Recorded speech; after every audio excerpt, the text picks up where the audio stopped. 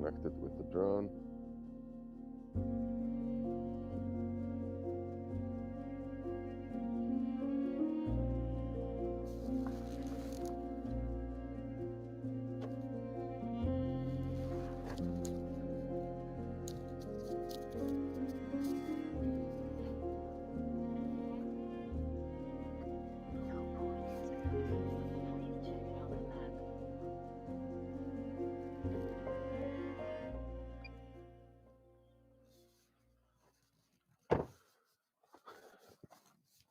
All right, thank you, Ryan, and hello, everyone.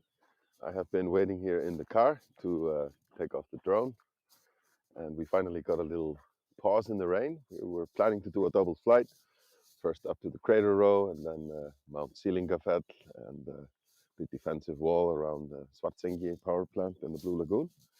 We at least can do one flight. So for those who have followed our streams before, we're in the same location. For those of you who haven't, I am Johan from NatureEye.com, and I'm collaborating with Ryan and AfarTV, doing those live streams from our drone. So let's use the opportunity and take off. We are here south of the main crater, and that kept on simmering for 3 weeks the last time. We had a European-style rain squall with a massive massive rain squall. You can see it right here where it's at now. We have a little window of opportunity here. So again, for those who haven't followed our streams, we are here in Grindavik. You can see the defensive walls or berms around town here. Let's do a little quick 360 and take a look at Grindavik. Grindavik is deserted now, has a rift valley running through it. And we'll be heading here up north. You can see this beautiful lava field. The dark one is the new one. The last eruption was May 29th for exactly 3 weeks. And we had some spectacular views of lava breakouts all around the main crater, live on flights. So I was doing some educational flights for schools today, and now doing the live stream with Ryan. We, of course, at NatureEye have locations all around the world. You can book some private guided flights in Machu Picchu, national parks in Africa, kind of a drone safari. And I normally fly up by Lake Mývatn here in Iceland, one of the most beautiful places in the world. And this is sort of my pop-up location. Now, after all the rain, it's, well, every flight here is a new experience. There's even more outgassing and steaming from that crack south of Hagafell, which I think we will view on the way back to use our battery more efficiently. And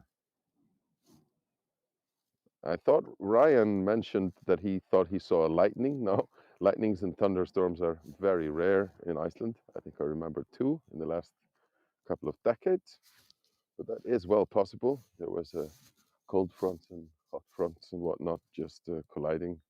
Very strange weather. Regular type of rain in Iceland is a drizzle for days, but this is more like a skyfall. Anyway, we're not here to talk about the weather. So for those of you who have been to Iceland, here is the site of the 2021 eruption, or the 3 eruptions in Fagradalsfjall.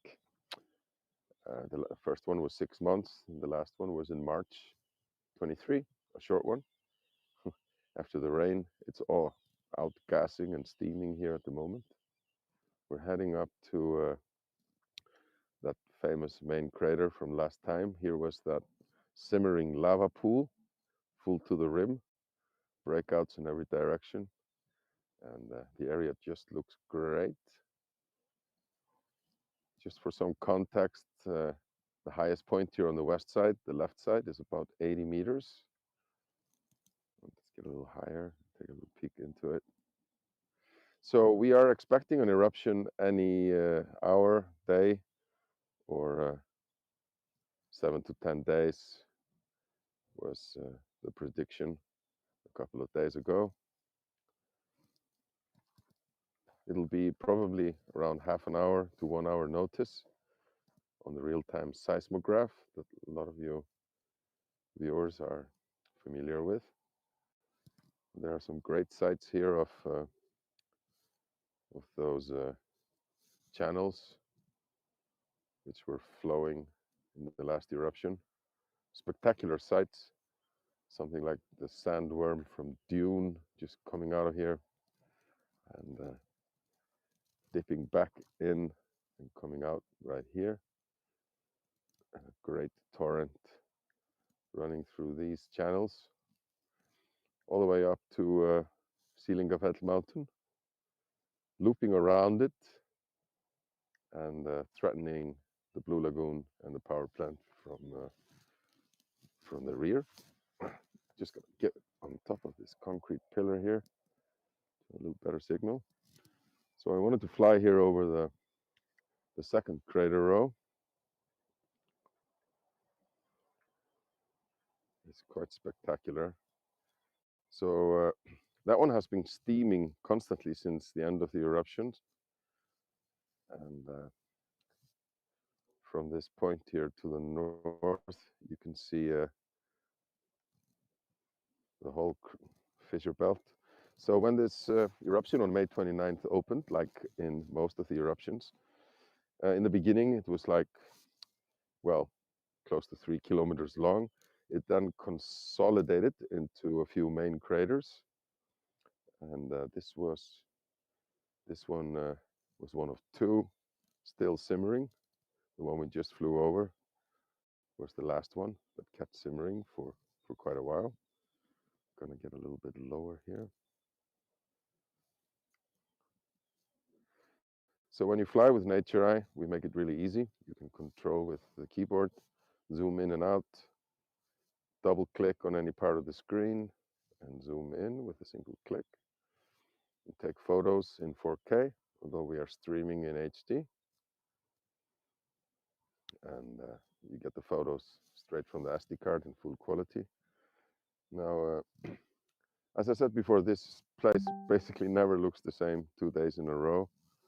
Tomorrow there'll be sunshine, clear skies, and then the dark gray lava field really comes alive in all the different colors. We're here at the edge of our range, more than 4 kilometers away from where we took off. So Ryan, shall we head off to Sýlingarfell here and see if we can see any construction going? So as I mentioned, the lava has looped around here, cut the main road, which we will see soon. Now, obviously, here in Iceland, there's a lot of critical infrastructure, especially here in the southwest. The geothermal power plant supplies electricity and hot water to this whole region. And here you can see the defensive wall and how the lava has looped around it. Let's get a little closer look here. So that's where the main road was cut. Lots of construction going on. Now they have erected these walls in sometimes a matter of days, and they've done a great job, our engineers and construction workers. What's the altitude you see on the left-hand side, Ryan? The altitude you see on the left side.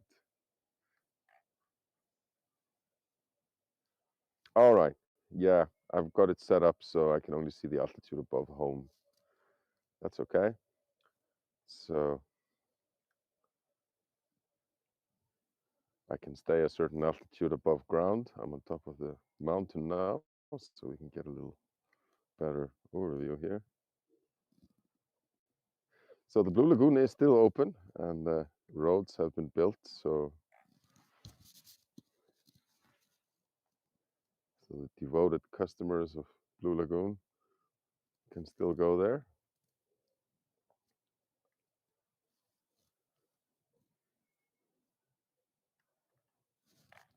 we weren't really expecting to be able to do this flight. Let's dive down here. There's a little pause in the rain. Oh, here we have some construction going on. All right, yeah.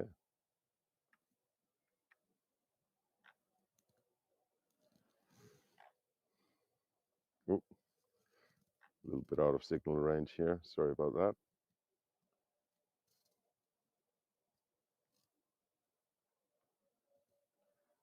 So yeah, it's all still being worked on. And on this flight, we want to fly over that crack in the ground. See what's going on over there.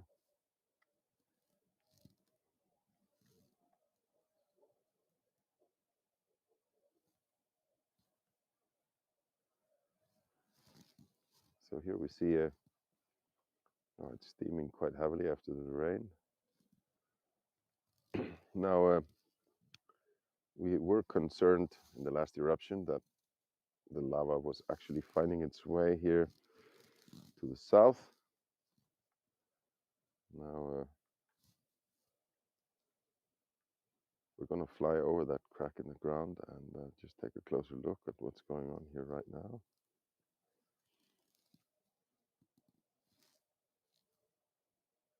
So this crack runs pretty much the same direction as the Rift Valley that cuts Grindavik in two. And here we can see in the middle that small fissure that opened up on January 14th. And yeah, emphasis on small. Fortunately, that stopped and only barely flowed into town. So that crack here is like 1 or 2 to around 5 meters wide. Nobody knows how deep. I tried dipping my drone into it the other day just to try and see something.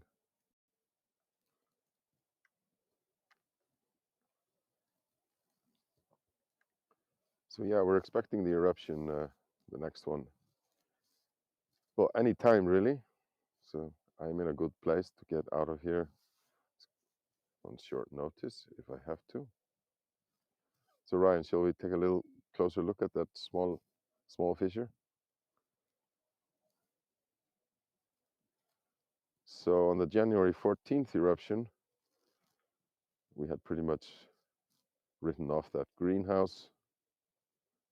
It miraculously survived, despite a few small overflows of the defensive wall. And get a little lower here.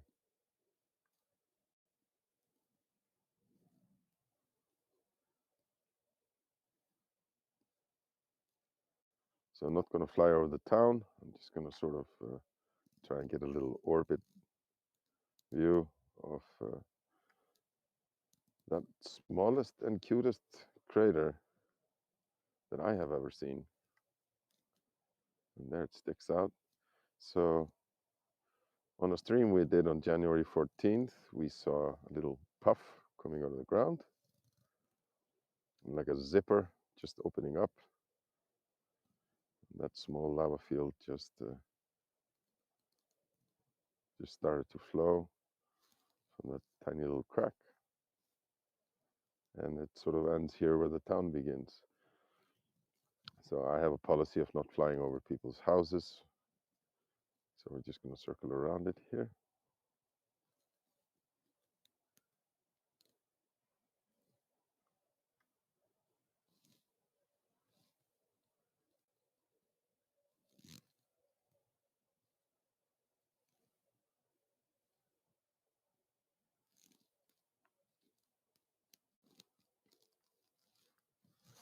We've got some battery left to take a little peek here to where that crack south of Hagafell is. Yeah, so that's a biotech greenhouse. It's still there and hopefully will remain so.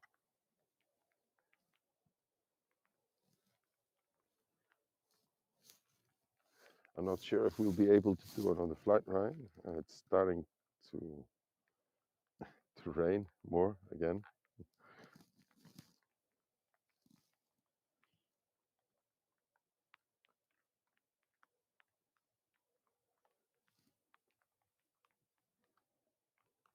So the whole sky is really like a checkerboard. There's sun in the distance, rain where I am at the moment.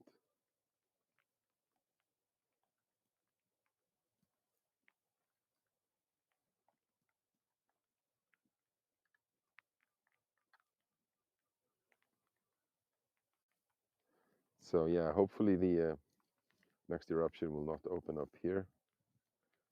Looks very likely, but that can be deceiving.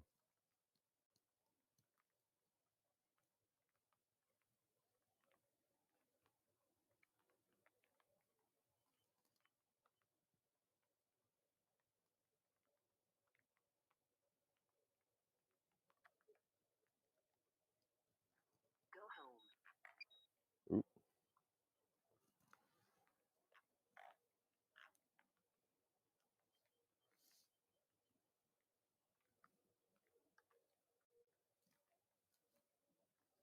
let's get another overflight here on our way back.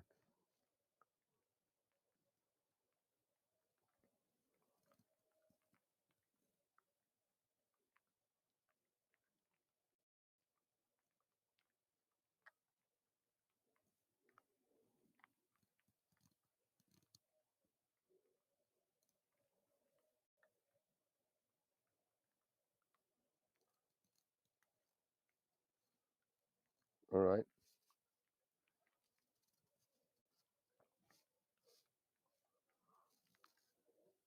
Luckily, luckily Ryan has a spare power supply in his house, as his house is without electricity at the moment. All right, so it's going to be a short flight today, and we are going to revisit this location when we have better weather, better lighting. When the sun comes out, the whole lava field just comes alive. So let's do a quick overflight of the crack here alongside the defensive wall. You can just see here the amazing job the engineers have done. So the only spillover here on the inner defensive wall is this little one.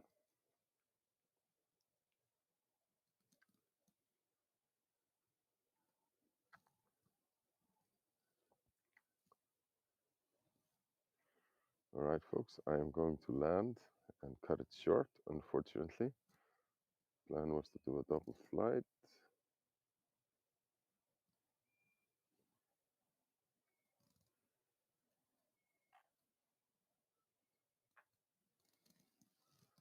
All right. You have power restored in the house.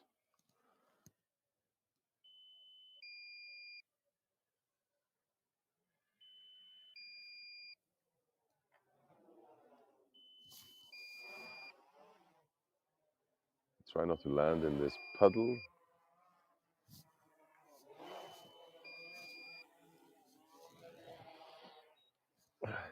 All right, Ryan. At least we got a one short flight, and hopefully we'll do a longer one next time. So check out NatureEye.com and Ryan's website, AfarTV. And thank you very much. Yep, thanks everyone. Apologies for the delays and the weather. And yeah, hopefully we get another drone flight going soon. So take care, and I'm going to work on restoring power to some of the live streams that went down. Have a good day, everyone.